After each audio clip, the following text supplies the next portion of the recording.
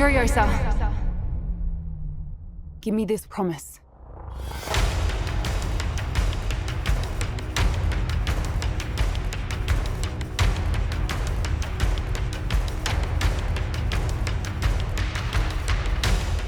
In order to tell the story, we had to really understand all the backstory, where the wasteland was, who all these characters were, how they survive in this world. When we first meet the Furiosa that I play, she's been pretending to be a boy for a really long time and trying to be invisible, so she's kind of aping the movements that she sees from the men around her, but also just very much trying to stay in the background. She's always known that she's physically capable, but kind of escaping from the idea of being something that has to be hidden to something that just has to survive and like make do with all the skills that she has. I think that that's a really big moment for her of just being herself. Then she gets lost in being a Praetorian, and then she's like fully back to being the new version of herself. Dementors! Look what I found. Who do we have here?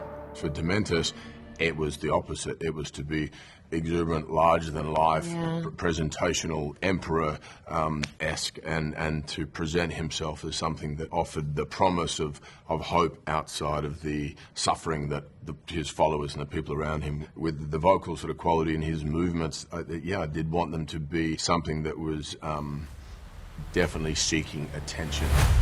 Where did you think you were going? If you survive everything we take on together, you'll have all the skills you need to get wherever you want to go.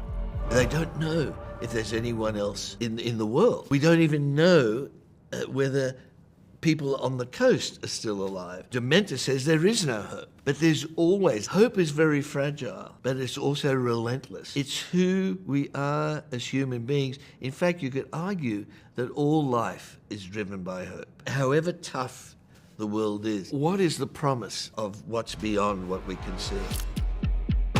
This place, at the end of your map of secrets, I want to help you find it.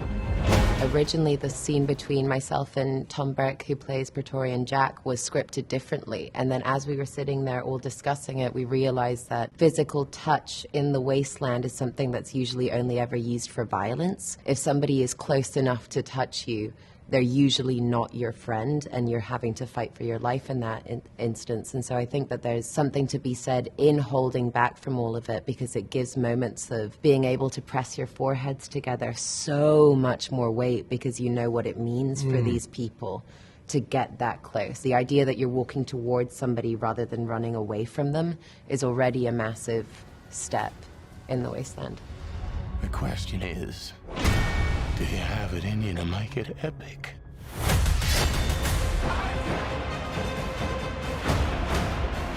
Allegory is, I think, the most efficient way of telling stories. They're about many things all at once. They are in the eyes of the beholder. They are to be interpreted by each individual. They have almost a pedagogic quality to them.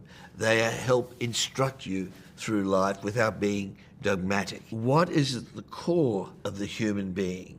What is at the core of the heroic character? The person who relinquishes their own self-interest on behalf of some greater good. That's what happens to Furiosa in this story. She basically undergoes her great trials, falls into despair, but comes out at the other end, not so much for her own benefit, but for the other. She hands over to the wives the chance of hope. So that's at the heart of these stories. My mother. My childhood.